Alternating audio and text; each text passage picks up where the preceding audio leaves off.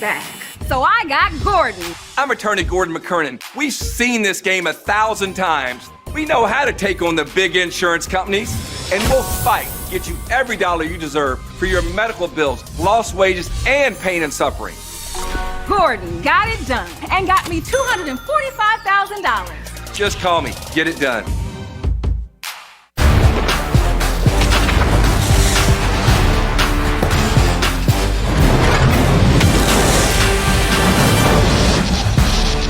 It is a beautiful Saturday afternoon here in Knoxville, Tennessee, getting set for the 2023 Tennessee Spring Game from Neyland Stadium, and the fans are out in full force. 60,000 people expected here today to watch their Volunteers for the first time since beating Clemson in the Orange Bowl in, well, the end of the year to complete an 11-2 season. With that, there's a hug down there. We won't hug right now, but maybe later. Justin Kutcher alongside maybe Jordan Rogers. There we go. Jordan, I think it's safe to say there is more hype around this Tennessee team than maybe the last 20-plus years. It's unreal. I've done a lot of spring games over the last 7 years or so working in the SEC, a lot of regular season games. I don't know if I've felt the type of energy outside the stadium, even for a regular season game, a big matchup regular season game. So there is hope, there is promise, there's an energy around this program because of how they finished last year, but also because of the style of football that Josh Heupel brought to Rocky Top. It's electric, it's exciting, it's aggressive. We're going to see a lot more of it today. They have not had back-to-back 11-win seasons since 1997, 1998, and oh, by the way, 98, they were national champs. So they did have 11 wins last year, their most since 2002. In those 11 wins, they beat Florida and they beat Alabama for the first time since 04. You see that celebration. It was epic when they beat Alabama. They were ranked as high as number 2 in the AP poll, their highest since 2001. And you mentioned that offense by Josh Heupel. Well, the offense led the FBS in yards per game and points per game. This was a high-powered attack, and you brought up a really good point. Hendon Hooker was a starting quarterback. He got hurt. Joe Milton came in. We saw what he could do in the Orange Bowl, and that actually makes it more exciting for what's to come for this team. No doubt. I think if Hendon would have finished the season, they would have been 11-2, there would be excitement. But because we got to see Joe Milton and what he was able to do against Clemson, there's a lot of promise and excitement that you know what you're going to get this fall. Well, speaking of excitement, a guy who is going to join us right now from the field. He is the head coach of the Volunteers, Josh Heupel. Coach, thank you so much for joining us. We were just talking about your season last year, and I know as a coach, you don't like to look back, but you like to look forward. So let's look forward. What are you looking for in this game today and in this spring to kind of pick up where you left off and even improve maybe on last year? Yeah, we're on the chase of constant improvement. It's going to be a great day here. We've got a great turnout from our fan base here, a great day on Rocky Top.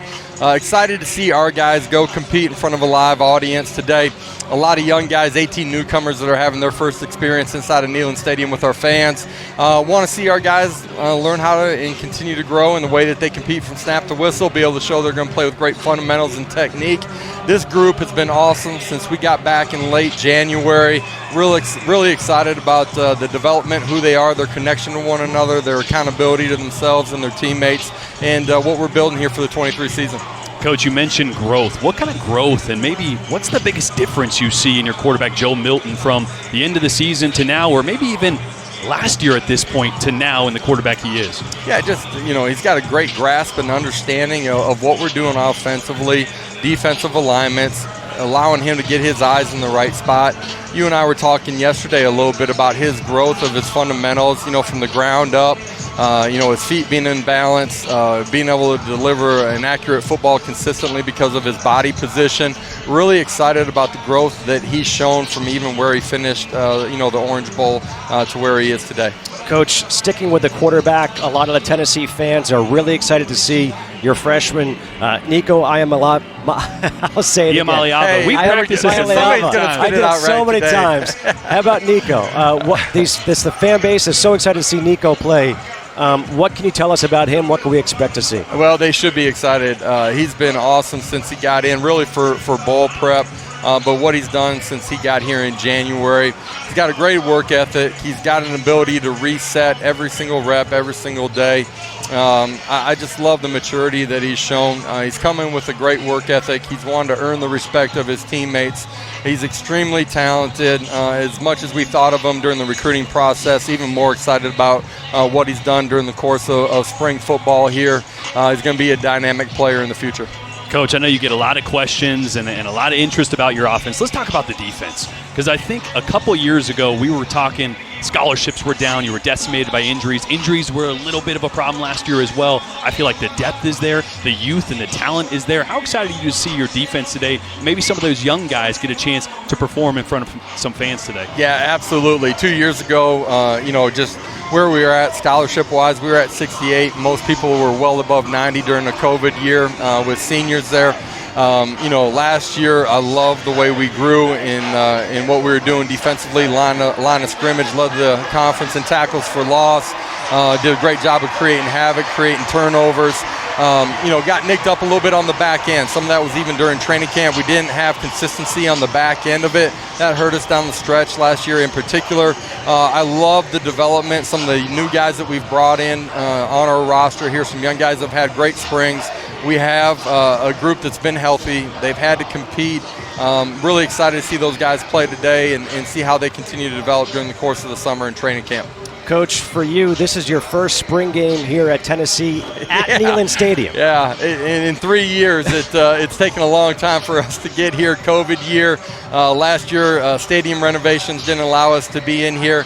It's great to be back in our home with our fans. It's such a beautiful day here on Rocky Top. Ready to go have fun and compete with these guys today. All right, Coach, thank you so much. Thanks for joining us and have fun today, all right? I appreciate it. Go Big Orange. All right, head coach Josh Heupel joining us right here in this first spring game, like he said, at Neyland Stadium. Pretty crazy to think, Jordan, that this is his third year as the head coach. Amazing what he's been able to do in his first 2 years. But this spring game, the format is a little bit different than you might expect. Yeah, buckle up here, because we're going to be trying to figure out who's scoring, where those points go, but they're going to alternate white team and orange team. Obviously, the orange is going to be in defense, the white will be in offense, but at times Joe Milton will be throwing a touchdown. It may go on the orange scoreboard. At times it may go on the white scoreboard. We'll keep you up to date, but at the end of the day, Tennessee's going to win. Tennessee is going to win Rocky Top.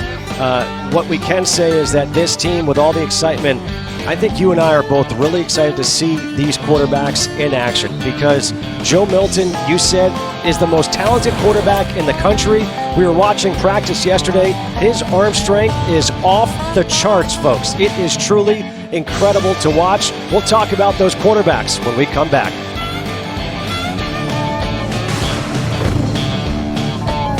If your internet comes from T-Mobile, you should know it's just phone internet, not home internet.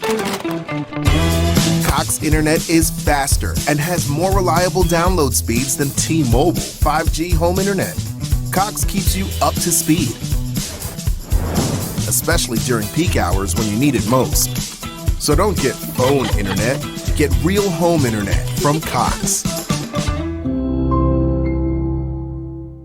After my wreck, I was hurt and my truck was totaled. I take 1 step forward and 2 steps back. So I got Gordon. I'm attorney Gordon McKernan. We've seen this game 1,000 times. We know how to take on the big insurance companies, and we'll fight to get you every dollar you deserve for your medical bills, lost wages, and pain and suffering. Gordon got it done and got me $720,000. Just call me. Get it done. Call 888-8888. 90 degrees here in Knoxville, Tennessee. The sun is shining. Beautiful day for the spring game at Neyland Stadium. Again, 60,000 people expected here today to watch this team that finished 11-2 last season. And Jordan, we talked about the excitement for this game and why there are 60,000 people expected today. It's because of a large reason, the quarterbacks, especially the top 2 names on that list. Yeah, Joe Milton and what he was able to do in the Orange Bowl against Clemson, ranked number 13 at the time, a perennial powerhouse in the college football playoff era, making just his second start of the season and really rolling through Clemson on the biggest stage that Tennessee's been on in a long time. That was impressive.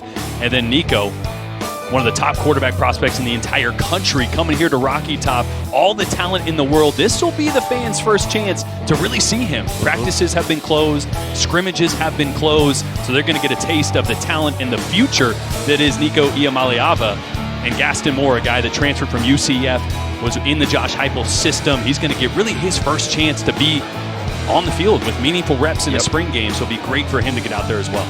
Let's talk more about Joe Milton, and we see this guy. He is a physical specimen. He's 6'5", about 245, and he has an absolute cannon for a right arm. Justin, I don't want to mince my words, and I don't want this to feel like it's a hot take or taken out of context. This is non-controversial.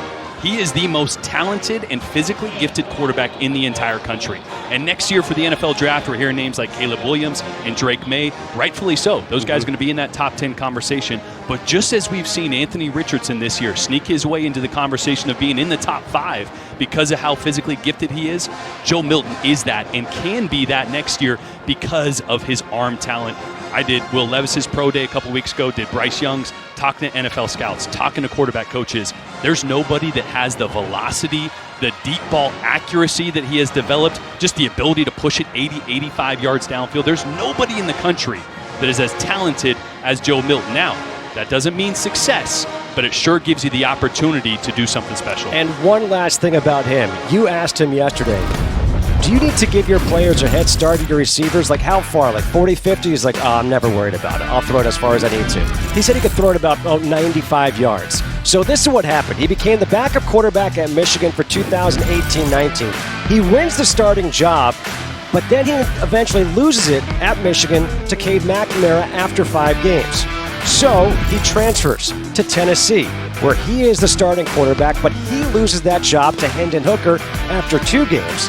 And then last year, he's backing up Hendon Hooker, and he starts the last 2 games in place of him. And this last game of the season was in the Orange Bowl. And that's when things really came together. You see his numbers, 19 of 28, threw those touchdowns, and these are the highlights. This is why people are excited. Yeah, obviously the big-time throws, the velocity, the deep balls, that's what stands out. But in that stat line you just saw against Vanderbilt and against Clemson in the Orange Bowl, 0 turnovers. That's something that Hendon Hooker was able to do at such a high level. Be aggressive, but not turn the football over. That's what Joe Milton is becoming. You're seeing that. He's going to be special. I'm excited to see him get out there today. And he learned a lot from watching Hendon Hooker last year. Now the guy who he is mentoring is Nico Iamaleava.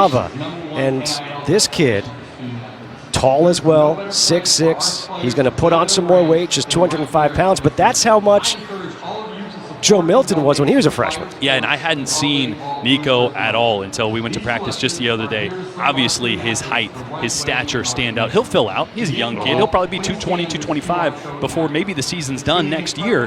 But I thought it was interesting. I talked to Jordan Palmer. If you know Jordan Palmer, the younger brother of Carson Palmer, trains Patrick Mahomes, Joe Burrow, every big-name quarterback, Josh Allen. He leaned over to me at Will Levis's pro day, and he goes, that Nico kid, he's going to be special. So worked with him in high school, knows how good he is, knows how good he can be. So that's a little validation there for all you Tennessee fans. There's a lot of people that are excited about Nico Iamaleava. Well, these fans want to celebrate like they were celebrating last year when they beat Alabama. They took down that goalpost. What a scene it was at Neyland Stadium. A sea of orange.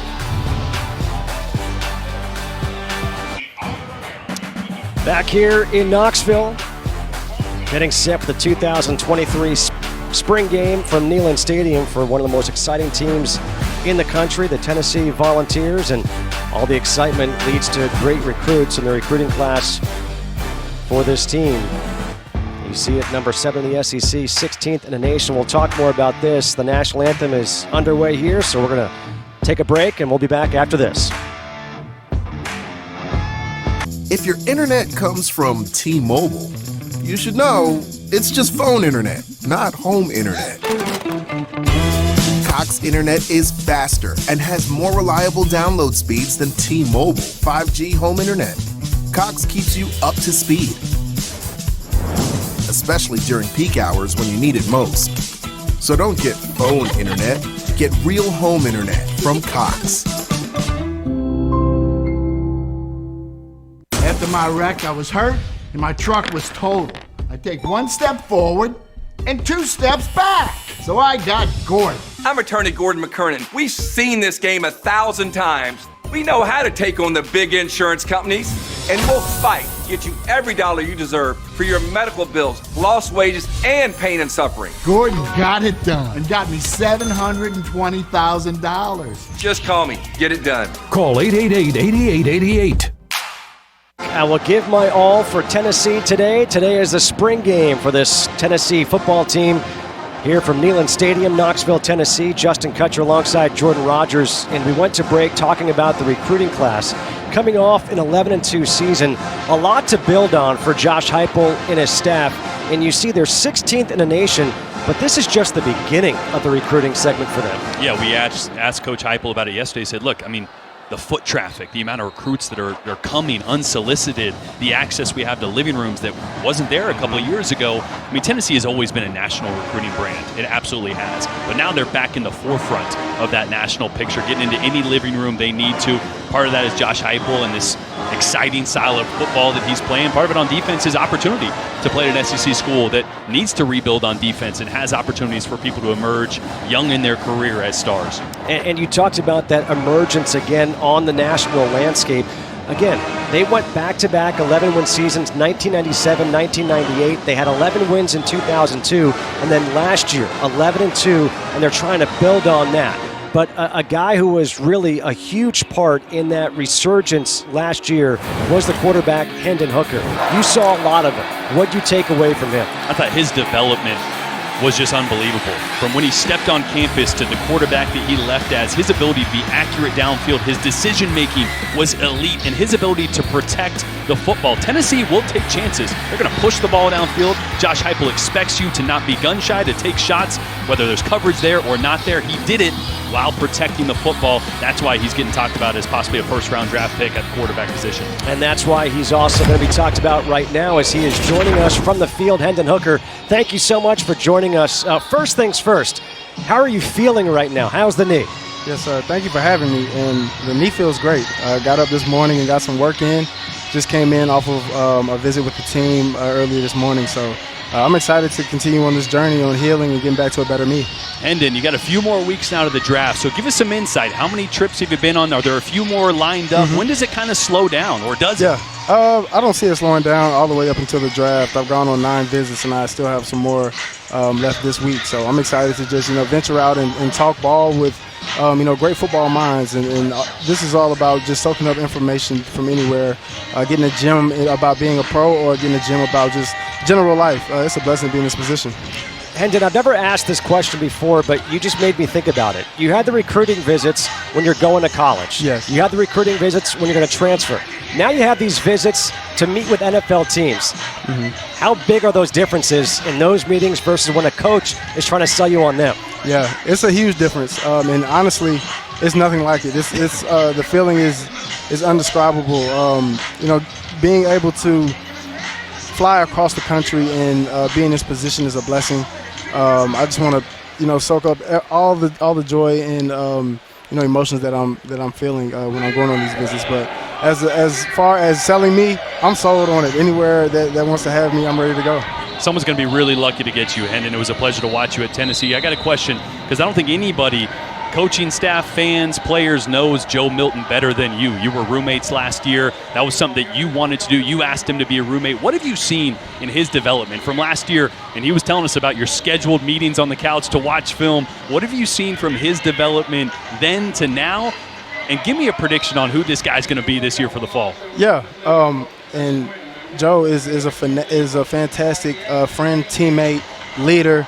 The way that he's adopted kind of my schedule and how I used to get up really early, he's kind of started to do things like that and paying a lot of close attention to the small details. He's very adamant in how he wants to be a perfectionist in everything that he does. Everything has to be perfect, and you can see that when he throws the ball. It's beautiful.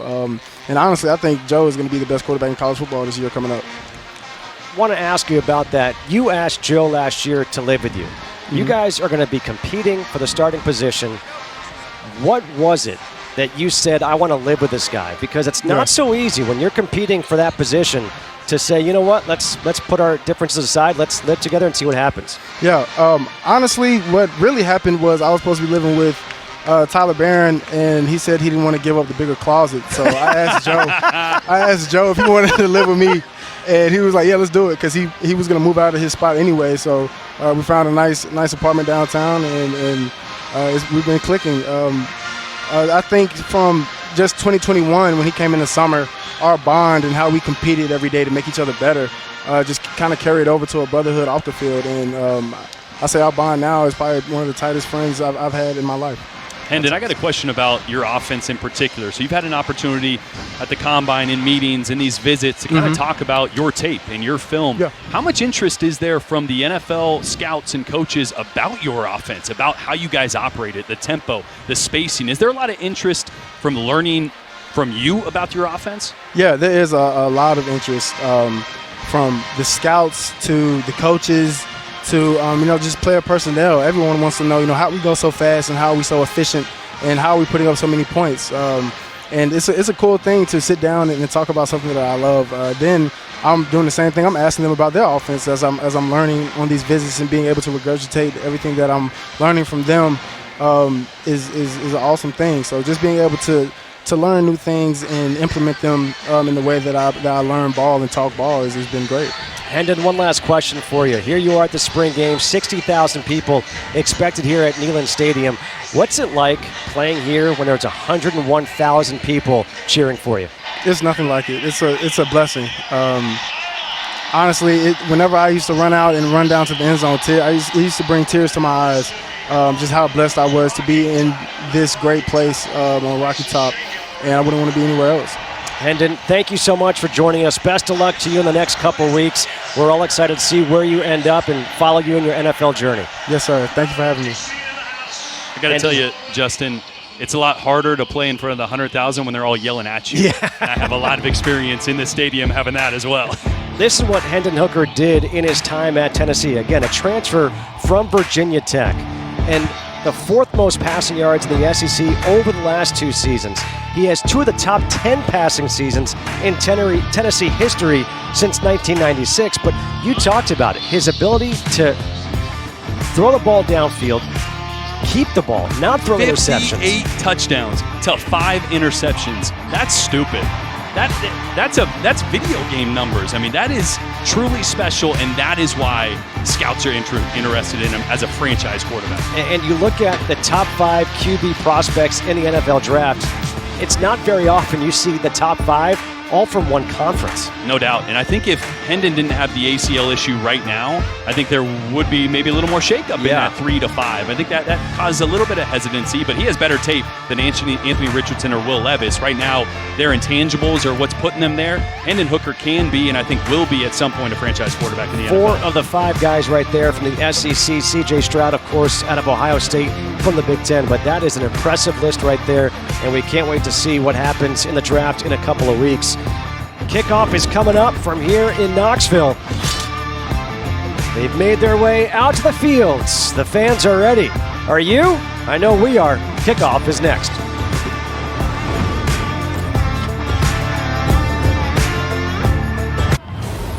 iPhone 14 Pro? Unbelievable camera. Switch to T-Mobile, you get one on them. Do you have T-Mobile? Well... And you get Apple TV Plus included. Got that? Well... I love Ted Lasso. T-Mobile also gives you MLS Season Pass. You get all that? Well...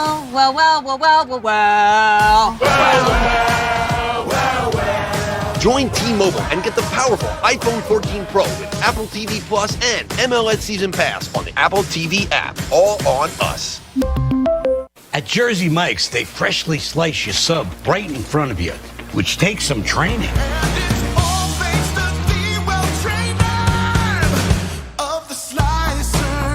Sliced right in front of you. It's a Jersey Mike's thing.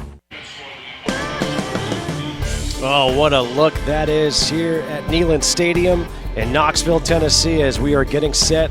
They are on the field for this spring game. And let's revisit the format of how this will work. We've got a white team, which is offense, the orange team, which is defense. They will alternate possessions. The white team will start, punts not live, 15-minute quarters, and a 10-minute halftime. And we are all set to go. Joe Milton will start at the quarterback here for the white team. And he's got Dylan Sampson in the backfield. I think they're going to throw a little shot to Jacob Warren here, tight end, bottom of your screen. Pump. There's a throw down the sideline, and it's too much, incomplete. I wish I could say I'm Tony Romo, but you know, these spring games are a little looser, so I was down on the field before the game talking to offensive coordinator Joey Hazley, and he's like, hey, first play, we throw a lot of those quick screens. I'm going to pump one, try to hit Warren down the sideline. Good recovery there on defense and just out of the reach. So here on second down, another throw comes near side for the true freshman Nathan Leacock. And Leacock will get 3 yards.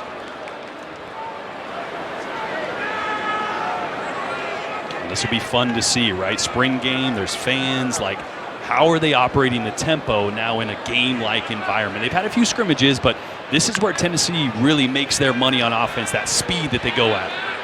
Speaking of speed, there was a speed on the throw, but it's incomplete. Good defense. D'Amico Slaughter there to break it up with Jalen McCullough. In-breaking route here. We'll get to some of the guys that are not on the field today. Joe Milton throwing to some new faces, some young faces out there. There's a few of the guys that you would know taking the Saturday off. Speaking of taking the Saturday off, Jackson Ross punting. No one else except for the snapper and the returner on the field. So now we get to see the freshman, Nico Iamale. I can't even say this when I have to. Iamaleava. You know what's funny is we practice this so much. We said it right a million times and the lights come on and then I fail. We quiver into a little ball. Well, here is the guy they call Nico, 6'6", 205 pounds, Iamaleava.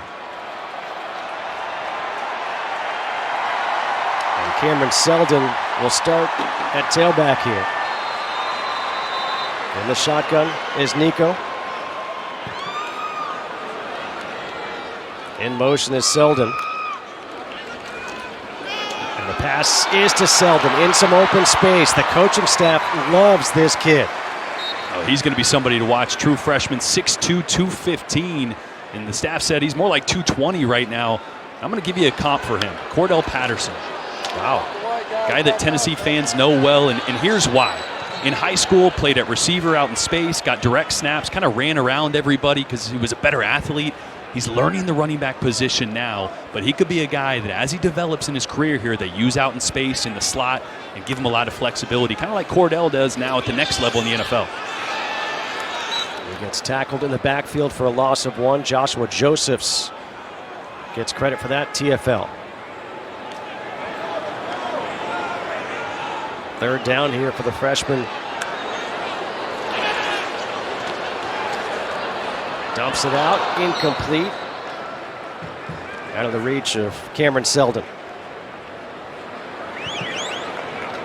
Every play on that drive was to that kid, Cameron Seldon. Yeah, not the fireworks we thought we'd see early on, but really when you're evaluating Nico, you really just want his eyes to go in the right spots at the right times. And on that one, went to his first and second read, got down to his third read, the running back. Yeah, inaccurate pass, incompletion, but he's going through the process. He's getting to the right reads at the right times. That's what you want to see early out of your young quarterback. D. Williams with a fair catch. Well, we got no score between Tennessee and Tennessee early on here in Tennessee. New and existing customers can choose the phone they want, like the incredible iPhone 14 on us. Not to brag, but I'm on Verizon now. And I got to choose the phone I wanted for free. Not that you're bragging. Choose the phone you want on us. Verizon. $6 your way deal at BK. All your taste buds will say hooray. And for just $6, your wallet will too. When hunger calls, you know what to do. At BK, have it your way.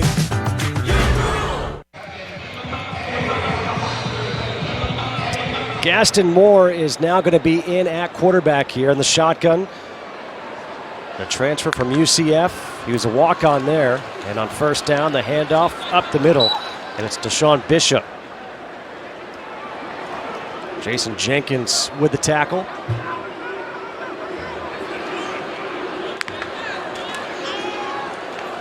Moore on the run, throws, has a man open, it's complete.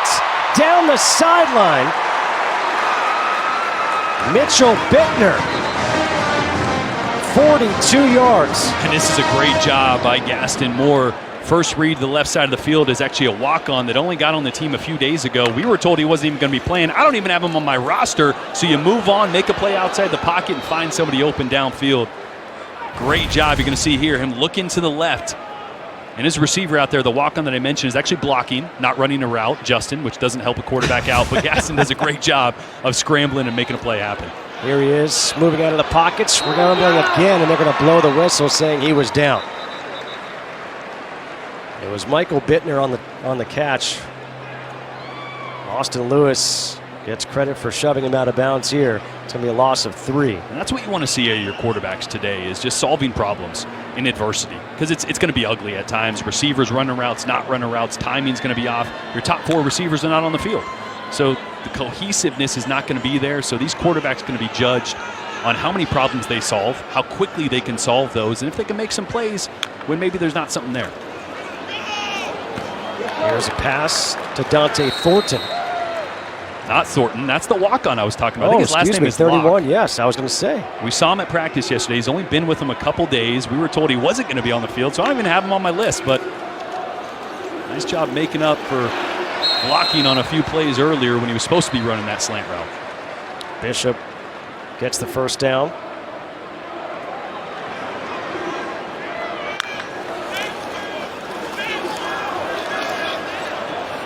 Rolling out again, Moore.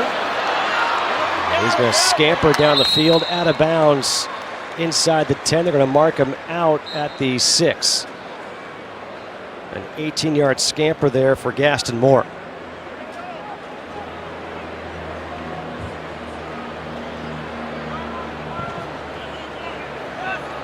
First and goal here for the white team. Back of the end zone, that pass is caught for the touchdown. Dayton Sneed on the nice throw by Gaston Moore.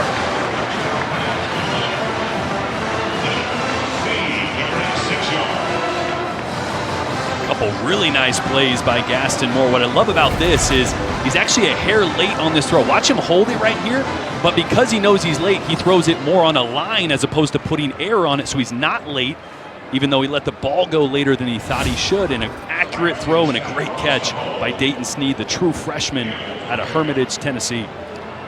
Charles Campbell, transfer from Indiana, on for the extra point.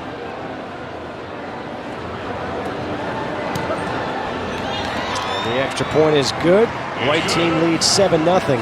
So not sure we thought of the 3 quarterbacks to lead a scoring drive. It was going to be Gaston Moore. But Gaston Moore did a nice job on that drive for Tennessee. You mentioned some of the players who are out today for Tennessee. On the wide receiver front, on the offensive front, there are a lot of big names not playing. Yeah, a couple of names that you know really well at receiver. Brew McCoy is going to play a big role next fall. Ramel Keaton had a huge year. He's going to be pivotal moving forward. And then maybe a name that you don't know there at the bottom of your screen, Dante Thornton, the transfer from Oregon that this coaching staff is so excited about. A guy that has some of what Jalen Hyatt had. His speed, his size is a little bit bigger than Hyatt, but everyone's saying he can run just about as fast. So a guy we won't get to look at today, but a guy that will be playing a big role in the fall. On the defensive side, Keenan Peely. He's going to be a linebacker, transfer out of BYU. They're very high on him. He's out as well, as Joe Milton takes over here at quarterback. Empty backfield for him, and Milton up the middle will get maybe a yard. Elijah Herring was there. You mentioned Keenan Peely. Not many times does a transfer come in and already regarded as a starter. Only a few months later, not even spring practice over with. So the impact that he's made from a leadership standpoint, from an experience standpoint, so early, he'll be next to Aaron Beasley in the fall, and that linebacker crew is looking pretty strong. Chaz Nimrod with a catch off the pass from Milton. On 3rd and short, the handoff. Just trying to move the chains, and they do. Dylan Sampson with the carry for the first down.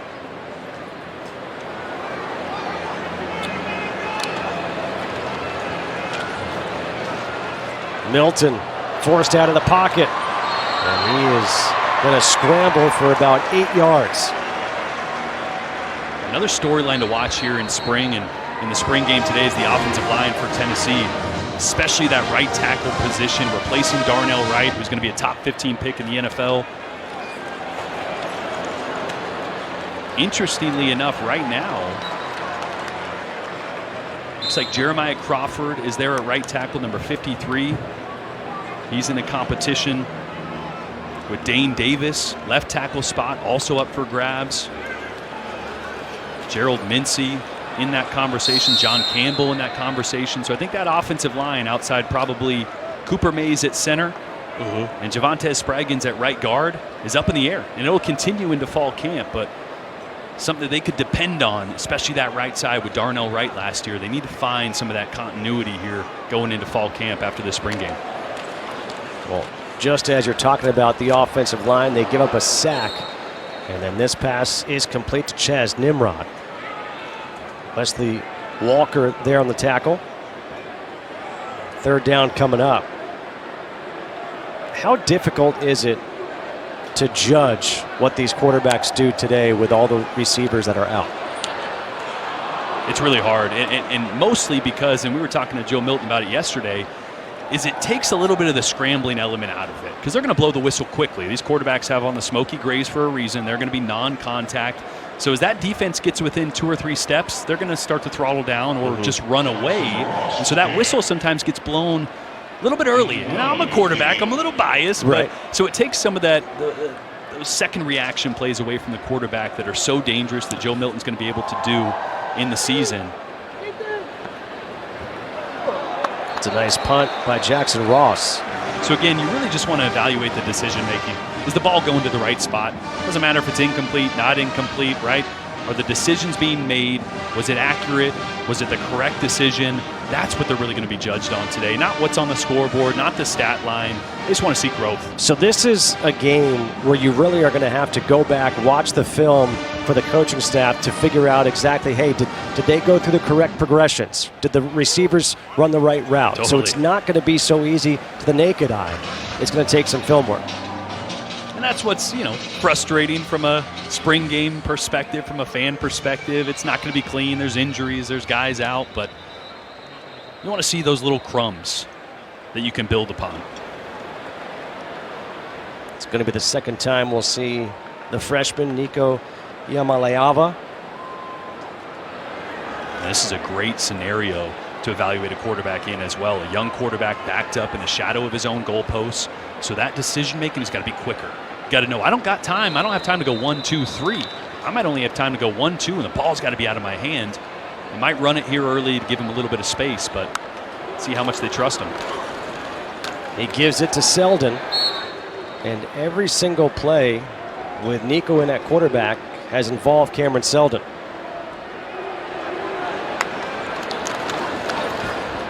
Again, Selden tries to bounce it outside. Gets up to the 9-yard line. Christian Charles with a stop, a pickup of 4, sets up 3rd and 4. I mean, at almost 200 pounds, he was running a 10.74 in the 100-meter in high school. He's a special talent. That pass is dropped by Michael Bittner. But we do have a flag in the end zone.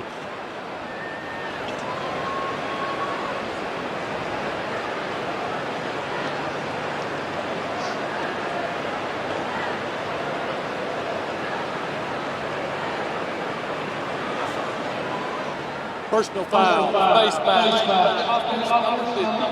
That penalty is declined. That's against Jackson Lampley. So that'll be declined, forcing a punt here for the white team. But again, the one throw there by Nico, a slant route to the left. It was actually a really well thrown ball. Coverage was slightly over the top, so as a quarterback, you want to put that kind of on his back hip. You don't want to lead him in that situation. That's right where the ball was. Should have been caught, whether it would have been a first down or not. That's a good rep by Nico and something that you won't show up in the stat line, but good decision, good rep. Fair catch signaled and made. 7-0 white team leading the orange here in the first. white. This is the 6th possession of the game, so it's orange with possession. And Gaston Moore is back in at quarterback. 4 for 4 on his first drive, a touchdown and an 18-yard scramble. On first down, the handoff is to Deshaun Bishop. He gets 2 yards up the middle. Caleb Williams with a tackle.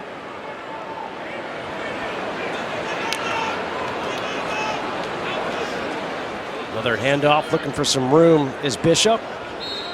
Picks up 4 more, sets up 3rd down and 4. Now they go empty backfield. Moore straight up the middle, and let's see where they mark him down. He's going to be shy of that first down marker. See, that's one of those that's a disadvantage to the quarterback, because even if he's getting a hit there, he's falling forward, probably picking up that 1 or 2 yards, but well, they give him the first down anyway. Oh, they did? Okay. Well, the FAR judge spotted that short. I know. Slings this one, and that's complete. Nigel Lanier with the catch.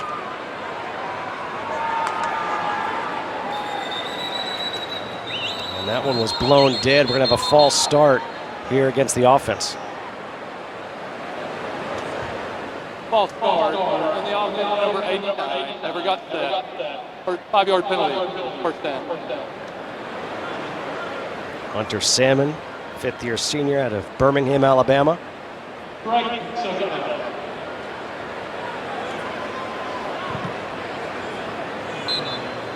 Gaston Moore, you don't see many kids out of Hilton Head, South Carolina, playing quarterback at Division I. Handing off a huge hole for Bishop. And Bishop will get 9 yards. John Slaughter there to finally make the stop. They'll give it to Bishop again. Got stopped once. Second effort gets the first down. Coach Heupel's got to be really happy right now with Gaston Moore, how he's managing the tempo, right? These are mostly the 3rd-string guys in there, the 3rd team in here. Had the 1 penalty on the false start, but they're going fast. They're efficient. Here's Moore taking the shot. His receiver broke off the route. Big miscommunication there down at the bottom.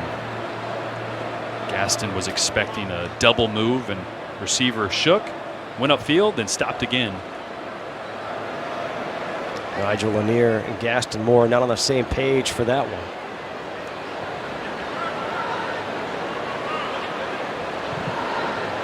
I think the fans are kind of like, wait, what happened to the offense? I thought we were going to have like a high-scoring affair. I mean, this team last year was the best offense in the country. Well, it's early. There are a lot of guys out. Patience.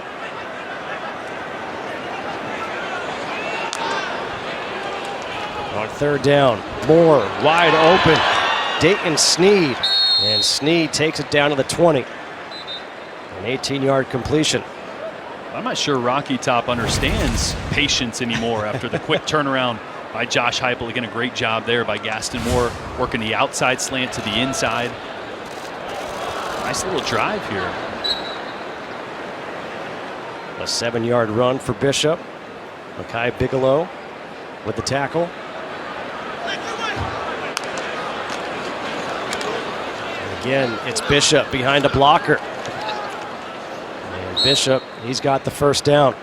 Again, top 2 running backs, Jabari Small and Jalen Wright, out today as well. But the big misconception, I think, nationally, obviously Tennessee fans know it. I work the SEC so much, I know it as well. But this is not a high-flying, throw the ball all over the field type of offense. They do that, but they want to be a running team first.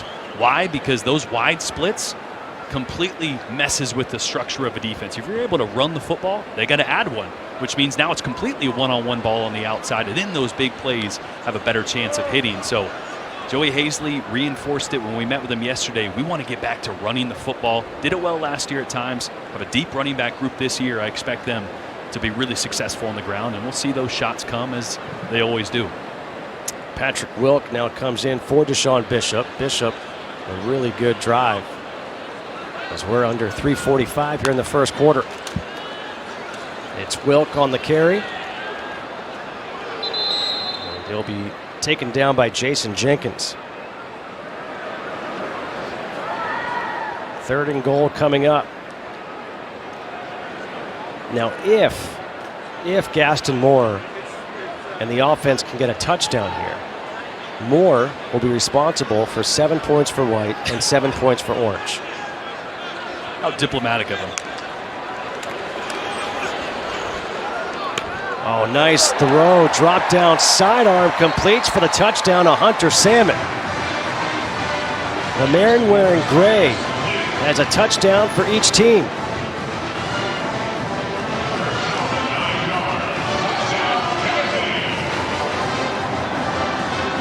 A heck of a drive. Really good throws. Really my first taste of watching Gaston Moore. We saw him in practice yesterday a little bit. Little sidearm there. I love that. Finding the lane to complete that ball over the middle as a quarterback that's not as tall, 6'2", but he's not a 6'4", 6'5" guy that can see the field really well. So finding that alley to the tight end. Showing a lot of talent and a lot of leadership on that drive to get that third team together on tempo, drive down the field for the second time. Gaston Moore was 3 for 4 on that drive, so he is 7 for 8 in the game with 2 touchdowns. Is there a quarterback controversy on Rocky Top? I mean, everybody's talking about Joe Milton and Nico Iamaleava. What about Gaston Moore? That was Jordan Rogers. That was Jordan Rogers. But let's talk about the quarterback position in the SEC and the schools that have to replace their quarterbacks and the quarterbacks that they have to replace. Pretty crazy. I mean, look at this list. I mean, Bryce Young is a generational talent. Anthony Richardson is maybe the most athletic and physical specimen that we've seen go in the NFL draft, maybe ever, with what he did at the Combine. Stetson Bennett, a 2-time national champion. Carson Beck, a very talented quarterback, sitting right behind him. Will Levis, obviously, was able to do some big things at Kentucky. Devin Leary transfers in to replace him, and Hendon Hooker with Joe Milton waiting in the wings. So we'll say they're losing a lot of big names, but there's some talent in each one of those rosters that's ready to take that next step and make a name for themselves. I thought Hendon Hooker, it was really cool speaking with him before, and, well, there he is here, and listen to this ovation.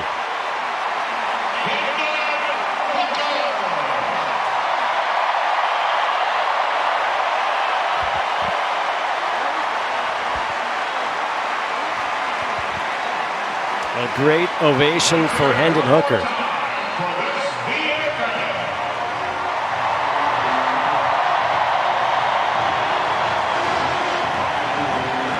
He is a big reason why this team went 11-2 last year. He is a big reason why Josh Heupel and the Tennessee coaching staff was able to turn around this program so quickly. And now he talked about being a leader. And he talked about kind of teaching Joe Milton. When we spoke with Joe Milton yesterday, he said, hey, being with Hendon, I watched everything. I listened to everything. And he's learned how to be a leader. Joe said, when I was 17, I wanted to be the best player on the field. Now I want to make everyone around me the best they can be. Pretty amazing talking to Joe and his development. I thought it was interesting. He said, when I was first at Michigan, they really wanted me to room with Shea Patterson. The other quarterback said, I don't want to room with a guy I'm competing with. Like, I don't want him seeing my habits. And then he goes, then the second time around, transferring to Tennessee, had the opportunity to live with Hendon Hooker, and he goes, I'm not going to make that mistake twice. Yeah. I'm going to humble myself. I want to learn from somebody. I'm not afraid of my habits or showing how hard I work. And that relationship between Hendon and Joe Milton, I think, allowed both of them to flourish. This is now the start of the second quarter. Joe Milton is in at quarterback.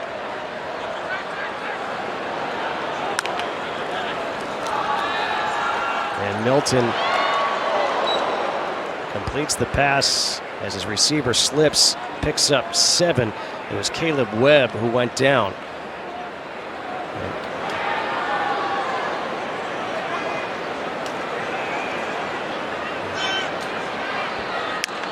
On 2nd and 3. Nice job to get outside by Dylan Sampson to pick up the first down. Jalen McCullough able to make the tackle. A 5-yard run for Dylan Sampson.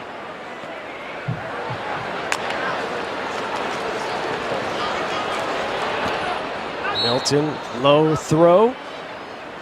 And a nice job going down to get it. Or did he not get it for Chaz Nimrod? No, incomplete pass. Watching this kid, Joe Milton, and he's not just a kid. I mean, he's about 23 years old. Watching him throw the ball, you're kind of left with your mouth just like, what? What just happened? How did he do that? I mean, throwing it 50 yards on a line effortlessly. Yeah, that's what's unique about it. Look, I mean, there's a lot of guys that have strong arms that can throw it a long way, but his ability to drive the football and really his maturation of not just having a big arm and throwing it in a mile, but being able to complete those plays. I mean, he, in 2021, in the limited time that he was in, balls that were thrown more than 20 yards, he was completing 15%. Last year, 46%. So, I mean, he improved on his ability to not just throw it far, but be accurate in doing so, and that really unlocks this offense that right now, it's a spring game, and everybody's out there, but they're struggling to get going here. Arion Carter with the sack, second sack against Milton in this game. And on that drive, we saw Cooper Mays go out of the game at center, so that offensive line is in flux. Receivers are in flux. Again, the scoreboard is not going to be an accurate representation of our quarterbacks today. Let me ask you this, going into next season, your biggest question mark for Joe Milton is what? His ability to protect the football and continue to do so.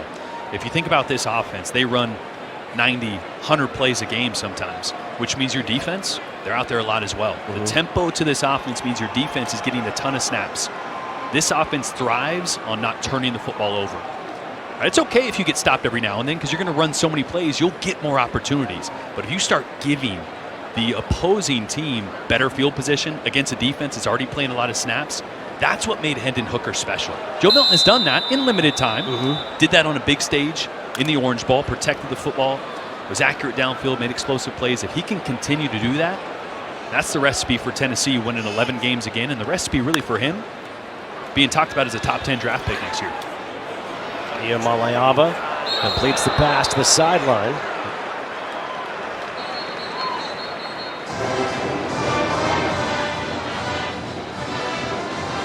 Ethan Davis with the catch. True freshman who they have high hopes for. 6-yard completion. Handoff here to Selden. Jalen Smith comes in to make the tackle. Now third down coming up. Empty backfields. Over the middle, completes to Selden. And again, let's talk about this kid, Cameron Selden. A freshman, 6'2", 215. We talked about him, but this coaching staff is saying how they can do so many different things with this kid. Eventually, right? And that's why he was such an intriguing recruit and prospect, because he's so big, so athletic, can play in space, but really his first time playing true running back, where you got to read blocks in front of you. You got to get north and south, because played at a small school in Virginia, and he was just bigger and faster than everybody. So he could just catch it and run around everybody. And we've got a fumble. We've also got some flags out. The ball is recovered by the defense, Christian Charles. Let's see what these flags are for.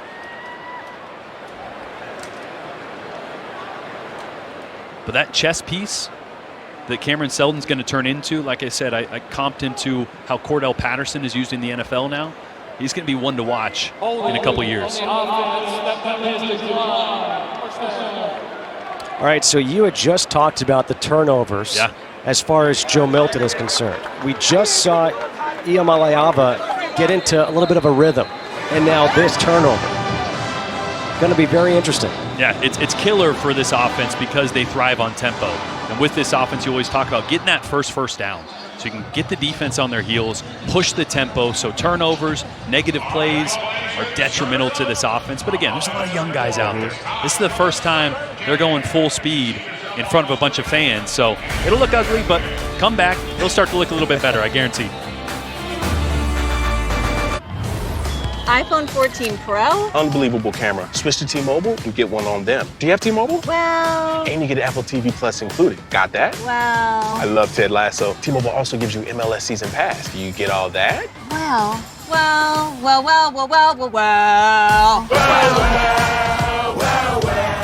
Join T-Mobile and get the powerful iPhone 14 Pro with Apple TV Plus and MLS Season Pass on the Apple TV app. All on us. After my wreck, I tried to handle my case on my own. Every time I took one step forward, I took 2 steps back. So I got Gordon. I'm attorney Gordon McKernan. We've seen this game 1,000 times. We know how to take on the big insurance companies, and we'll fight to get you every dollar you deserve for your medical bills, lost wages, and pain and suffering. Gordon got it done and got me $245,000. Just call me. Get it done.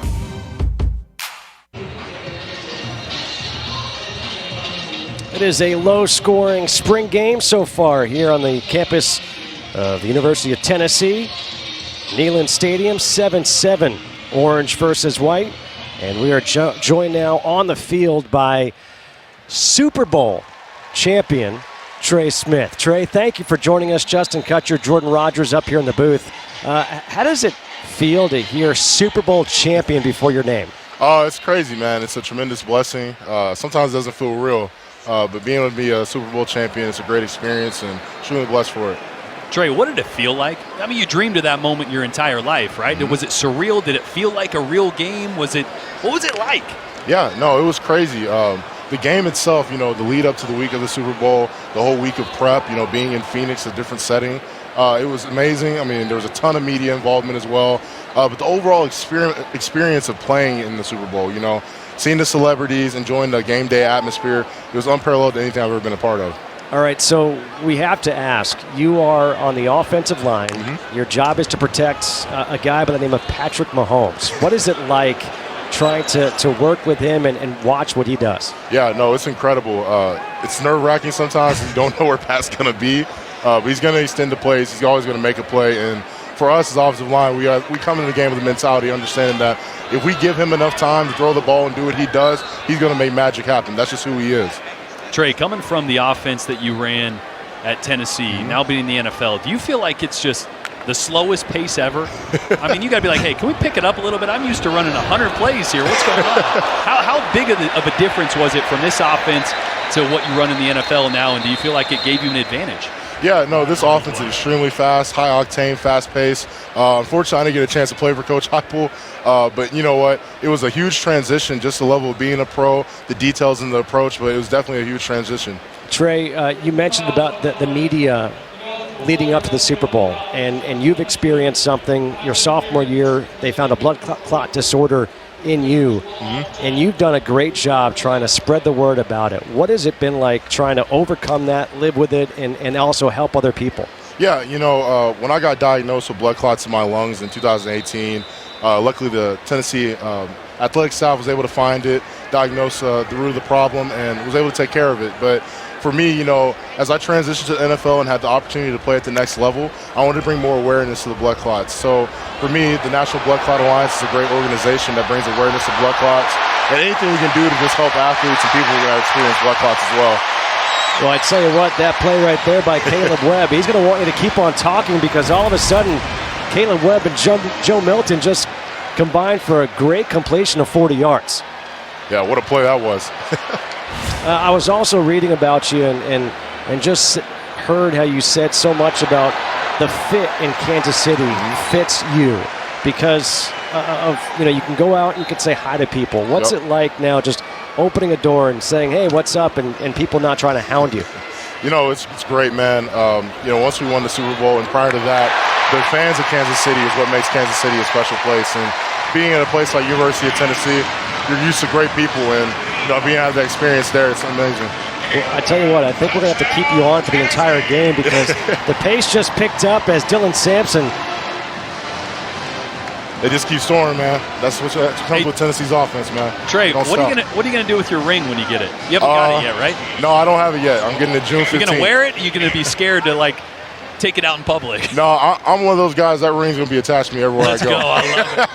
I'm always gonna have. I gotta get a little special case so I can hold it. There we go. By the way, you knew the exact date, June 15th. Yeah. Hey, Trey, thank you so much for joining us. 2 months until you get that ring exactly from today. Yep, can't wait. Congratulations. Thanks so much for having me, guys. Thank you. Caleb Webb with a touchdown catch from Joe Milton. Joe Milton had a 40-yard completion.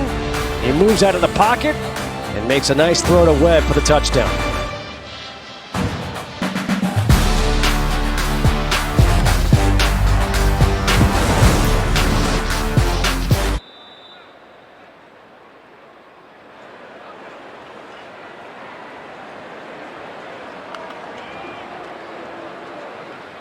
Here on first down, the handoff to Deshaun Bishop with just about 3 minutes to go here in the first half.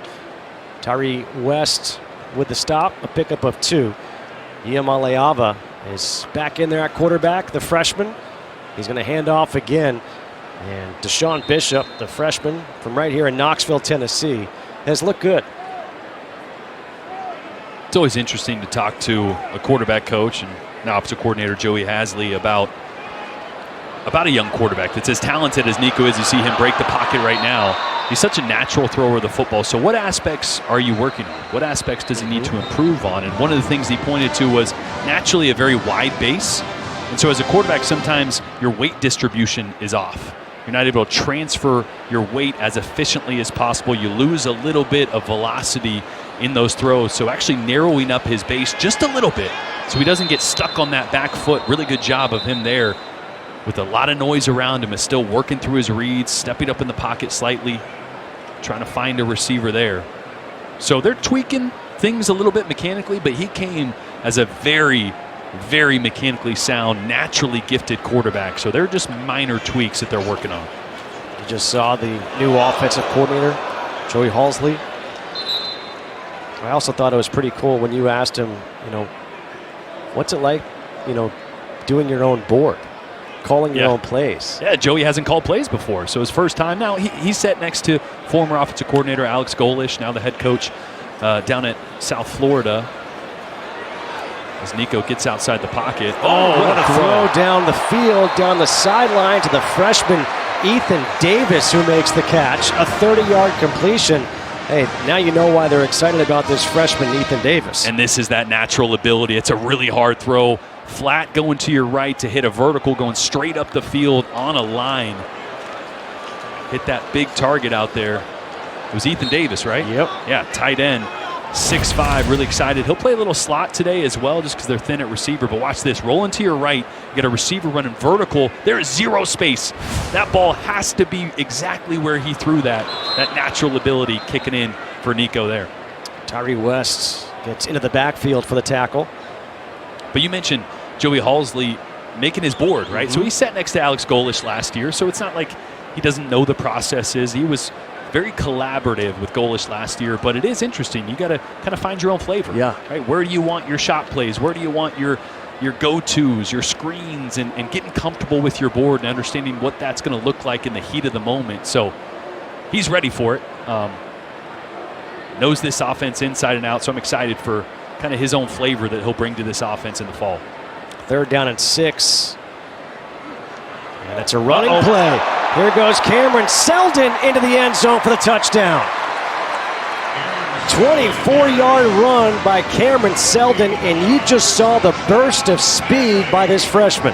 And this is why this offense is so tough. The splits are so wide. You got 3 or 4 receivers way outside the numbers. That means it's a light box, which means you have one more blocker at the offensive front at the point of attack than the defense has, and that's why when Cameron Seldon hits the second level here, there is nobody there. That's why, despite not being a quote-unquote physical running attack, they don't need to be. They spread you out, make you thin, and then run right up the middle. Charles Campbell on for the extra point. And the extra point is good. And that's going to lead us to halftime here.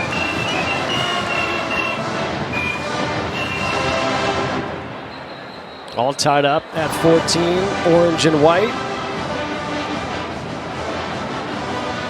Cameron Seldon.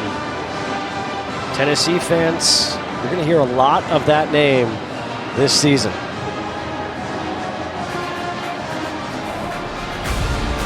A 24-yard run by the freshman who wears number 23. Watch him get up the fields, make a move, and dance into the end zone. Halftime here in Knoxville, all tied up at 14.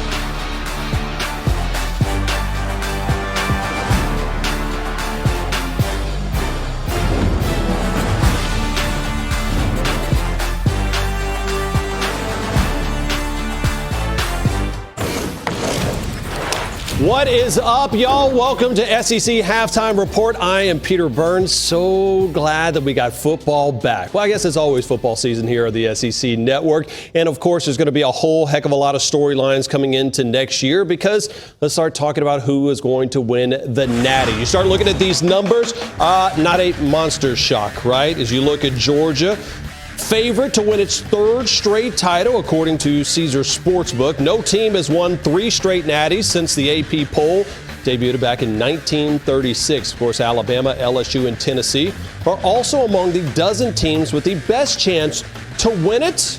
A lot of football to be played.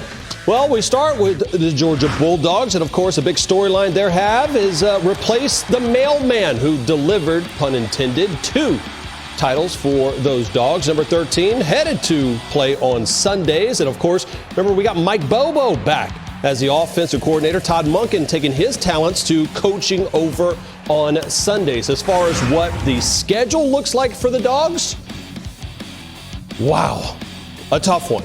All joking aside, September the 9th, that game against Ball State was originally scheduled to be Oklahoma, but because the Sooners going to be headed over to the SEC soon, over in 2024, they replaced that with Ball State. Now, another team that's replacing a big QB1 is Alabama. The Crimson Tide replacing number 9, arguably going to be going as number 1 or number 2 in the NFL draft. I'd like to see him go to the Carolina Panthers, but that is just me. Of course, a lot of changes down in Tuscaloosa as well. As far as for the Tide, they're plus 500 to win the national title coming up next year. You see that game, the return. They will have the Texas Longhorns. Will we see Arch Manning? Will we see Quinn Ewers in week 2? That's going to be a monster game over in Tuscaloosa. Of course, ending the season as they always do in the Iron Bowl. All right. Well, Hendon Hooker might be one of the more intriguing draft prospects. Of course, an unbelievable season. The 2022 SEC Offensive Player of the Year, and Josh Heupel had that offense rolling, but gone are Jalen Hyatt and a bunch of other playmakers for him.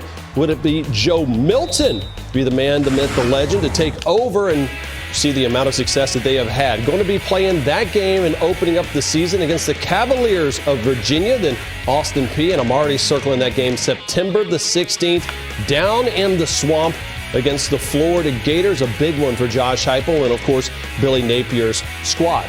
It was a big season, of course, for the LSU Tigers. In their first year, Brian Kelly brought his brand new squad over to Atlanta, to go face the Georgia Bulldogs. The question is, what can they do when they return Jaden Daniels, Harold Perkins, and a slew of other offensive stars? Let's go ahead and take a look at the Tigers schedule. Remember, that was arguably the game of the year. Right off the bat, LSU versus Florida State in New Orleans. Now it's a return game, kinda, as it'll be a neutral site game played in Orlando. Now, Brian Kelly, one of 12 coaches from this conference, returning to his team. A couple of new faces, kinda, to this conference as far as head coaching positions. And one of them, of course, is Auburn head coach Hugh Freeze. Remember, the former head coach over at Ole Miss, and then Liberty is now down on the Plains, and Zach Arnett, of course, taking over for the legend Mike Leach. Of course, he will be entering his first official full season as the head coach of those Bulldogs. How about this, which is just crazy? 10 of the 14 SEC schools have a new OC this season. Of course, some big name additions. Bobby Petrino to A&M, Tommy Rees from Notre Dame to Alabama, and welcome back Liam Cohen back to Lexington after 1 year with the Rams. Less turnover on the defensive side, highlighted by Kevin Steele returning to the SEC at Alabama, where Pete Golden left for Ole Miss. All right, a ton of different storylines. So, Paul Feinbaum, what's your top one? I'm watching College Station again. Last year, all eyes were on Jimbo Fisher. All eyes, again, for different reasons. But the biggest reason is Bobby Petrino. I know so much has been made out of Petrino coming back to the SEC, but I think it's the biggest story of the spring.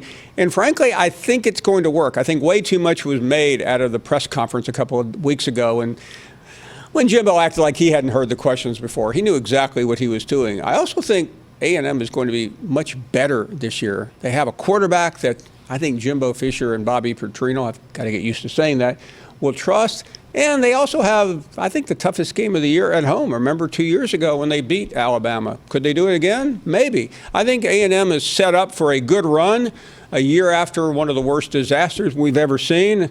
But I'll be watching Bobby Petrino and Jimbo Fisher and see how the Aggies work out.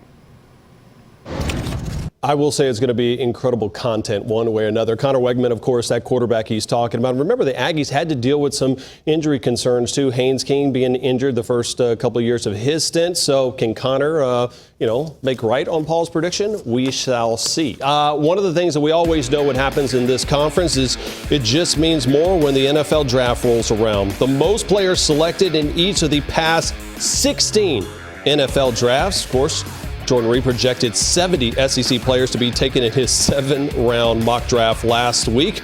Last season, SEC had 65 players that go and get drafted, play on Sundays, matching the most for any conference in the common draft era.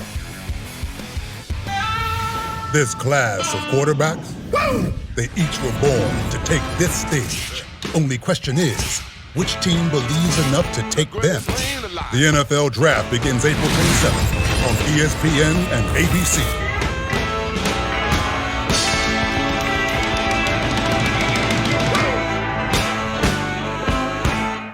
A beautiful way to spend your Saturday afternoon here in Knoxville, Tennessee, getting set to start the third quarter of this Tennessee spring game. The orange and white are tied at 14.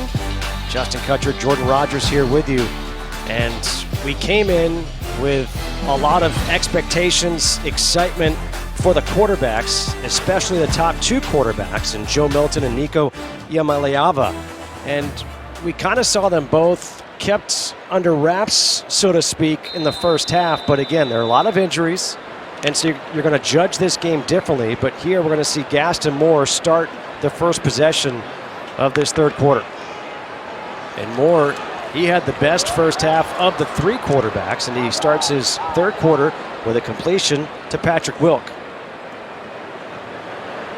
I think it'll be interesting seeing how Tennessee uses the tight ends this year. That was something that was such a staple of Alex Golesh, coming from Iowa State, where they use 22 personnel, 12 personnel, almost every single snap. So Joey Halsley is going to continue the commitment to the tight end, mostly because some of the guys that are coming in, McCallan Castles, haven't talked a ton about him today, but it's a bobble there on the slant route, another good throw by Gaston Moore. But McCallan Castles, a transfer from UC Davis, was at Cal before that. He's a guy that's already on NFL radar. Jim Nagy, Senior Bowl guy, was talking about McCallan Castles, and so we'll see this tight end position evolve, and we're seeing them targeted a lot today. We saw Ethan White as well Ethan Davis catch a nice ball down the sideline. So tight ends are going to be a part of it. Bigger part today because of who they're missing at receiver. It'll be interesting to see how this offense develops as the talent starts to gel before fall camp. Well, we see one of those guys right there, Dante Thornton, who's a transfer out of Oregon, out of Baltimore, Maryland. The hype around him. It's crazy. I mean, the way they describe what this kid can do. I mean, he is every bit of 6'5". I mean, I was down on the field earlier. We were at practice yesterday. He's so long. His length is so impressive. And you think, okay, maybe not as much of a burner. Right. And I posed the question to everybody on staff yesterday. I mean, does he have the kind of juice Jalen Hyatt did? Because Jalen Hyatt could roll, man. Yeah. And they're like, oh, yeah, totally. So 6'5", 205 pounds, great length, great ball skills, and can really fly. If this was a game, he'd be playing today. So it's not a major injury that they're holding him back for, but he's going to be somebody to watch in the fall as a guy that can fill that Jalen Hyatt role, attack the ball or attack the field vertically, make some of those wow plays for Joe Milton. Joe Milton in at quarterback here. And on first down, the handoff is to Cameron Seldon, got hit in the backfield right away. A loss of one there on the play. You know, obviously, we've talked about the injuries. A lot of weapons are out as Milton drops back, has to step up, and they are going to blow the whistle. But watch this ball. He just threw it down to the 30-yard line from the 10. So it's interesting, that play right there. Down on the field earlier, talking to Joey Halsley, the offensive coordinator, he said, I have one shot play that I'd like to get to. And he said, I told Joe, even if they blow the whistle, because you're going to need to protect for a long time, I don't care. Just throw it. I think that was that play. He just threw that about 65, 70 maybe, which is a light throw. We say it, but I joke around with him. I mean, I did in meeting with him yesterday. It's like, how far can you throw it? And he goes, well, the easy answer is 80. And I'm like, excuse me, that's the easy answer? And he goes, but I've thrown it further than that in practice, and this is not my number. Right. He said the number 95 yesterday. I'm not lying to you. And 95, like, no big deal. Yeah, he's like, oh, it's got 95 in practice. And I'm like, excuse me, what? Now, whether he could line up at the goal line and throw it to the opposite 5, I don't know. But the fact that he's just kind of casually talking about anything above 80 yards is insane. You add that to his development, to his mechanics, and the accuracy that he's improved upon. That's why the sky's the limit this year for this offense. If he can start to develop and continue to develop the accuracy, as we see another great intermediate throw there on target, but really develop that touch, I think, is the next step. Like, he can make those 80-yard throws that we're laughing about right now. He can rip a dig route on a line. It's those touch throws that Hendon Hooker had a good feel for, that he'll need to have a feel for at the next level, that'll really start to separate this offense and separate him as an NFL prospect. I think it's safe to say he's going to be a prospect regardless, no just doubt. because of his arm strength and his size. No doubt. All right, 5:26 to go here in this third quarter. And we're all tied up at 14.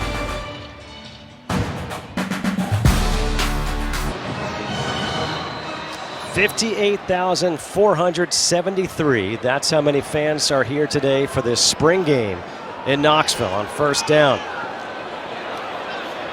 Iamaleava has to scramble, and he's going to be whistled down at the 45-yard line. By the way, everyone's so excited about this freshman. You know, Tennessee's already offered his younger brother, who's a quarterback, a sophomore in high school. If it ain't broke, don't fix it, right?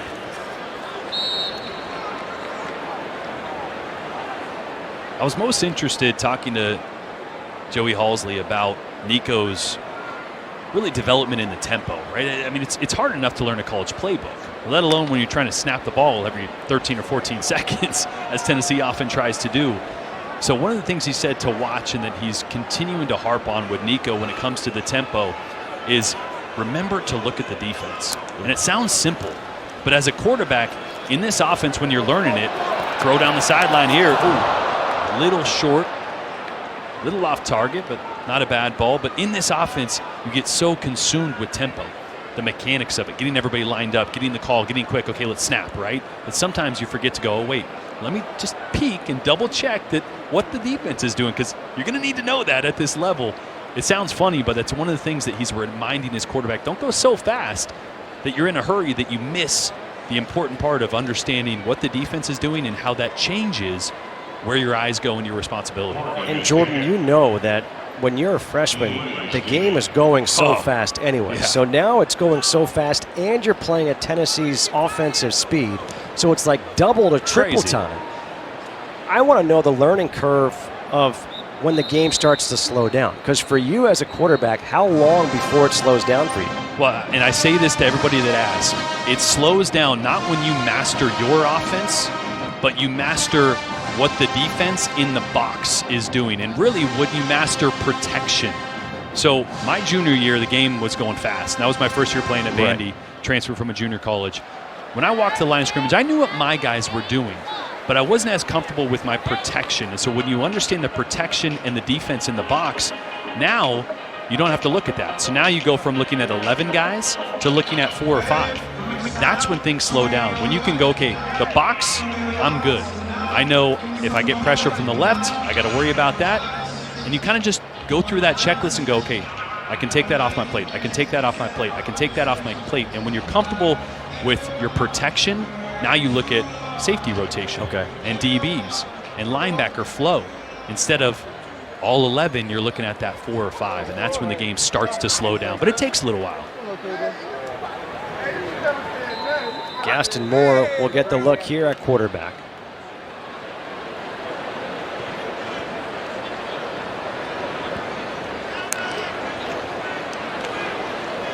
First down, the handoff to Hunter Barnes. His first action of the day, the redshirt freshman out of Memphis, Tennessee.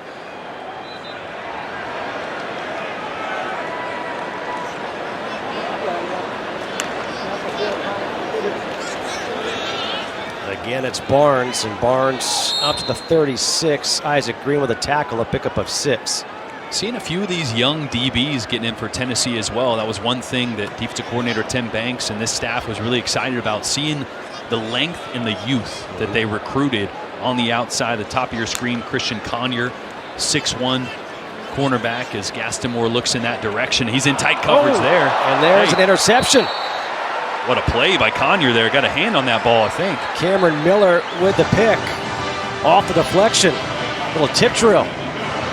And look, Tennessee was not great in pass defense last year. A lot of that was circumstantial. A lot of that some injury issues as well. I mean, teams attack Tennessee because they're 2 or 3 scores up most of the time. So they need to improve on that, right? But the young talent that they have to fill in behind Haddon and some of the veterans that they already have that'll be starters, that's promising. And that one right there, Christian Conyer got a hand on that ball. But the emphasis from Tim Banks and the staff was recruiting length. So all these young cornerbacks, Jordan Matthews included, Ricky Gibson, 2 guys we're going to see today in a little bit bigger role than they're used to or than they maybe have in the fall. It's height. They're all 6 foot, 6'1", 6'2". You don't have receivers in the SEC that are 5'9", 5'10". You just don't, right? You got big athletic guys. You need to match that athleticism and that length. And Tennessee did a really good job with this recruiting class, especially at the cornerback position. And we talked with Josh Heupel at the beginning of this broadcast. We talked to them yesterday. And again, the defense gets overlooked so many times for this team. But one thing that the coaching staff emphasized was, for the first time, they have depth. Yeah. And there's competition for the positions. In 2021, they had 68 scholarship guys going into the season. I mean, that's 30 less or 20-something less than you should have. So depth has been a concern. It is not anymore. It's about developing the talent in that second and third group, because they got a bunch of seniors that'll be contributors and starters. But the SEC, you got to have that 2 deep. And it's the 2 deep in all the positions. Totally. Up front, you want to go 2 or 3 deep. And as they blow the whistle here in the third quarter, let's see what they want to do here.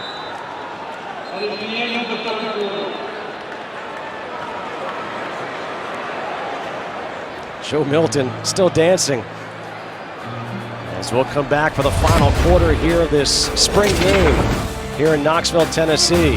Everyone wants an autograph.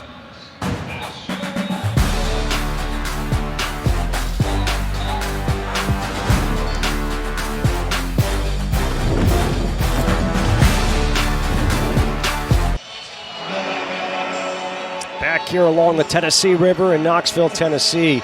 All tied up at 14 between orange and white in this Tennessee spring game.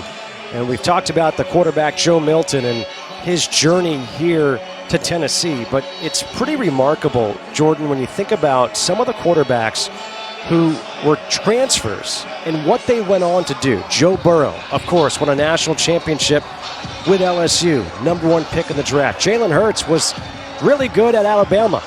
Goes to Oklahoma. Goes to the Super Bowl last year. Justin Fields, a transfer. Baker Mayfield, Kyler Murray, all these guys, which, oh, by the way, Hendon Hooker, transfer. And now Joe Milton, transfer. What do you think is the common bond in those guys? I think it's twofold, right? The first is fit. And as a young 16, 17-year-old, sometimes you don't know the offensive fit that is going to be best for your development. So when you've had 1 or 2 years, you understand what you need to become that first-round, #1 overall pick, NFL starter, and you go find that. And that's what Joe Milton did, right? He needed a different offensive fit, a different development. That's what he did.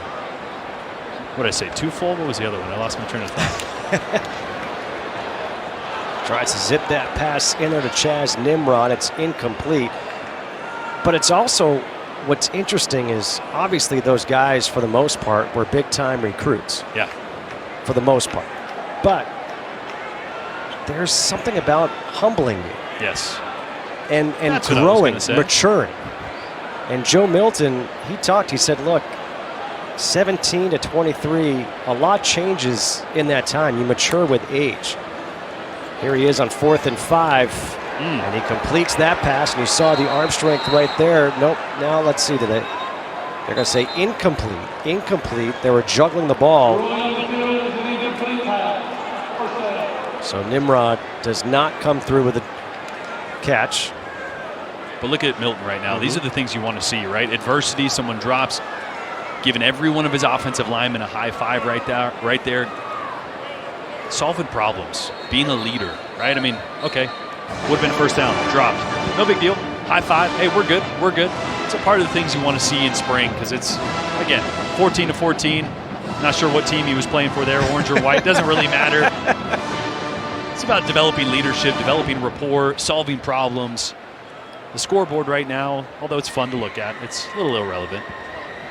That, again, is one of the biggest changes for Milton is the leadership responsibilities. He is the guy, and he learned a lot from watching Hooker last year, living with him and trying to help him out, watching film, meeting with him, making sure that everybody was on the right page. I really enjoyed our conversation with him, and it was really funny when you asked the question of, you ever afraid the guys get too far away from you before you throw the ball? He's like, oh, no, never. I'm never worried about that. And I'm watching him right now walk straight over to find Chaz Nimrod. Just gave him a high five, tapped him on the shoulder, and he's talking to him right now. This is a quarterback. This is a leader right now. Your receiver drops the ball on 3rd down. Hey, here's what I saw. Don't worry about it. Shake it off. Here's what we'll do next time. I mean, that's a great example of now he is the guy. Now it's his job to make everybody around him better with him. Oh, nice job keeping it here by Iamalayava. And by the way, let's talk a little bit more about this guy because last year he lived with Hendon Hooker. He says, this year I'm living by myself. It's just me and my dog. His dog, Bubba. And his dog will be 3 years old on April 20th, a pit bull. He got him at 4 weeks old. He said, I had to feed him with a bottle when I first got him. What a cutie. Oh, look at Bubba. Oh, so cute. That is awesome. He just kept saying, man, he's so needy. Yeah. Like, Joe, hey, this is what it's going to be like when you have a kid someday. I mean, you thought living by yourself was going to be peaceful, but, hey, Bubba needs his attention too. First down here, a 4th down conversion as they pick up 6. But we also asked the question, you ever throw a baseball? Yeah, how fast were you clocked? 96 miles per hour. Oh, that's you ever it. play baseball? No. 96 on the radar gun for Milton. So if you're a Major League Baseball team, last round of the draft, do you just take a flyer on this guy? No doubt. Never played baseball. Can you imagine if he just got a few pointers? He's probably hitting 100 real quick. Real quick. So what, another really good decision there by Nico. I've been impressed so far with his pocket mobility and really more so his pocket awareness. We've seen him get outside the pocket a few times, scramble on plays, but him navigating inside the pocket or deciding when to run, a lot of times with a young quarterback, you see him get outside the pocket, but they probably shouldn't have. They probably should have got the ball out of their hands. He's made good decisions about when to get the ball out of his hands, when to navigate the pocket. He's been under pressure quite a bit. He's got really good poise for a young kid, and that's a great ball right there. Nice catch as well. There's Ethan Davis again. This kid has some good hands. Great hands, and this was a tough throw. Got to get that over a linebacker, but it was only about a 15-yard throw, so it's got to have enough velocity to get high and then back down in tight coverage. A little stick nod by the tight end there. On 1st and goal, throw to the end zone, and that's incomplete into double coverage. Looking for Nigel Lanier. So first mistake there. Same route concept that Gaston Moore threw a touchdown on, I think the first touchdown of the game. It's a little corner route, or it should be a corner route, but because they're playing zone, that corner on the outside, the receiver stays vertical, and he should be thrown to the underneath route. If that's man coverage, then you throw to that inside receiver. Because it's zone, he should have dumped it off to the outside receiver. Throws high again, this time no catch. Juggling it was Ethan Davis. Arion Carter delivered the hit, and Davis is still down. You don't want to see a player get injured.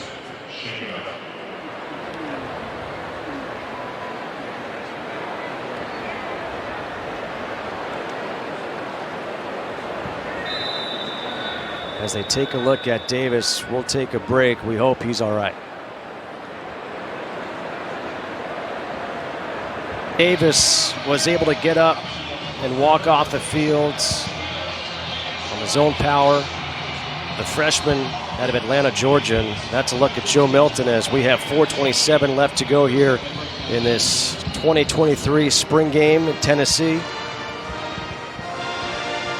And obviously, one of the concerns in these games is you don't want anyone to get hurt. So let's just hope that it is just a minor thing for Ethan Davis. He'll be fine, come back to practice, all good. Because you can see this kid has got a lot of potential. I think that's one of my big takeaways from today, the tight end position. Yeah. Obviously, you got Jacob Warren. He's a veteran. He'll be a great player. But Ethan Davis, McAllen Castle is the transfer as well.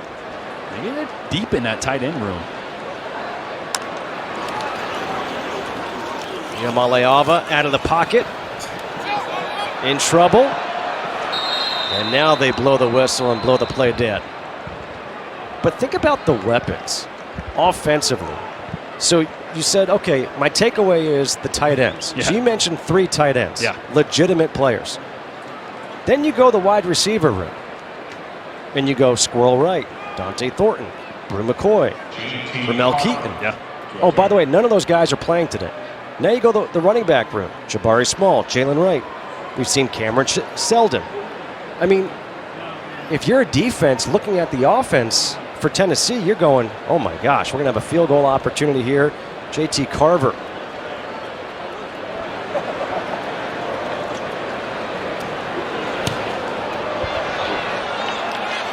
And that is good. They were worried about the tie. Yeah. What to do in a spring game for the tie. But okay, let's talk about those weapons. You know, we've talked about the quarterback position. You've got this huge prospect, but now look at this receiver trio. And by the way, Dante Thornton's not in there. And he's got maybe the biggest upside. Right. Another name we haven't mentioned, Squirrel White. I mean, I am so excited about him. So is this staff. I mean, he is one of the more explosive players in the entire SEC. He'll be a slot guy, can stretch the field, get the ball in his hands in space, but Ramel Keaton made a huge jump last year, over 500 yards, and Brew McCoy, second best receiver last year behind Jalen Hyatt, super consistent, big-bodied target. And there is a legitimate 4-deep, really talented receiver crew, and then you combine that with the tight ends. We were mentioning the transfer of McAllen Castles, the young true freshman in Ethan Davis, and then obviously Jacob Warren and his veteran capabilities and experience that he brings. It's a dangerous passing attack.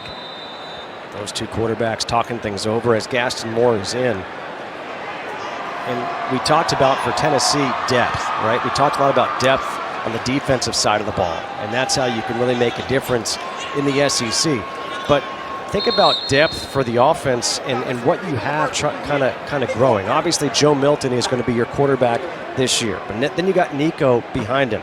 You've got Cameron Seldon, true freshman, behind him at running back. You've got Ethan Davis, a true freshman at tight end.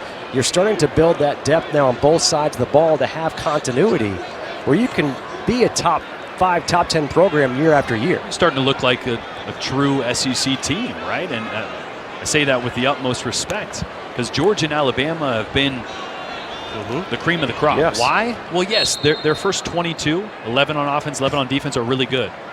But their 23 to 55 is better than anybody in the country, and that's what makes you a good team to a great team because you can withstand injuries. You can withstand adversity that happens, and this Tennessee team, that's been their Achilles heel. They've been talented. Their top-tier players are as talented as anybody. They haven't had the depth. They have the depth now. And then you can withstand attrition. And, totally. You know, guys leaving for the NFL, oh, by the way, we're going to fill in that gap with another guy who's going to be an NFL player. We need to remember now, too, there is a lot on the line for the Orange right now. Gaston Moore is probably the MVP for the white and the orange. He's got a chance now to win it, even though I think he put up 2 touchdowns for the white. I'm not quite sure. Here he is, pressured, and they'll blow this one dead. Jason Jenkins will get credit for that one. 45 seconds to go. but you can see why there was almost 60,000 people here today. Oh, yeah. Why they're so excited for the fall to come and try to pick up where they left off in the Orange Bowl. Moore, and he gets sacked.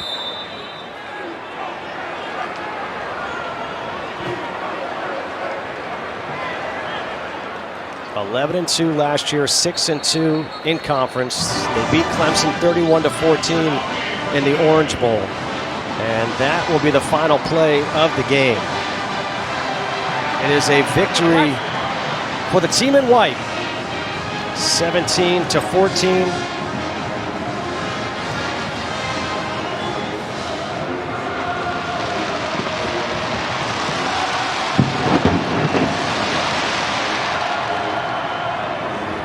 I would think in a spring game, the next step, the next level is having the coach go to midfield to shake hands, to really simulate a regular game. Who's he shaking hands with? I don't know, just because the C coordinator's up here sitting to my right.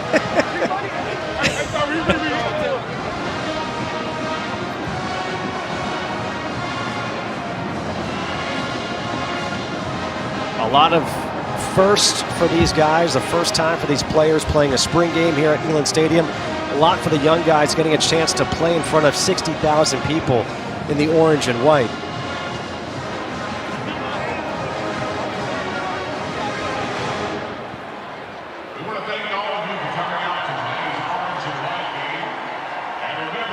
That 11-2 season last year highlighted, I think you'd say, with the Alabama victory, with the Orange Bowl victory. And let's kind of look at what they have on tap for this year. They start September 2nd against Virginia. As you look at that schedule, obviously it's an SEC schedule, but what do you take away from it? I think September 16th at Florida is a really good first test. I mean, Virginia out the gate's not going to be a walk in the park. That program is solid, but at Florida, September 16th, South Carolina, revenge game on the 30th. You're going to get to know a little bit about your program, but I will say it does set up nicely. Right, you got Texas A&M, then Alabama and Kentucky. That stretch in October, that's going to be a make or break. Those are some big-time programs, 2 road games at Alabama, at Kentucky. Sets up nicely early. If you're going to get to know a lot about Joe Milton, some of these young, talented players at Florida, and see where they go from there. Yeah, it could be a lot of fun. You're going to see, can Joe Milton find his comfort zone early in this offense? And if he does, watch out, sky's the limit. No doubt. I mean, his physical tools, as we mentioned, don't need to harp on it again, but he's going to be considered a first-round draft pick. Just based off that alone. You see it in Anthony Richardson right now. The tape doesn't have to match it when you have those kind of intangibles. But he's going to perform really well, I think, this year. He has developed his accuracy downfield. I think the touch will continue to develop, but I think the weapons around him, as we spoke about, is going to set this team up, the depth on defense, to make another run at a college football playoff. Well, I tell you what, this team should be fun to watch offensively, defensively this year. Josh Heupel is building something special here in Knoxville, Tennessee. Trying to go back-to-back, at least 11-win seasons for the first time since 1997, 1998. Oh, by the way, in 98, they won the national championship. For Jordan Rogers and our entire crew, I am Justin Kutcher saying so long from Knoxville. Hope you enjoyed the Tennessee spring game.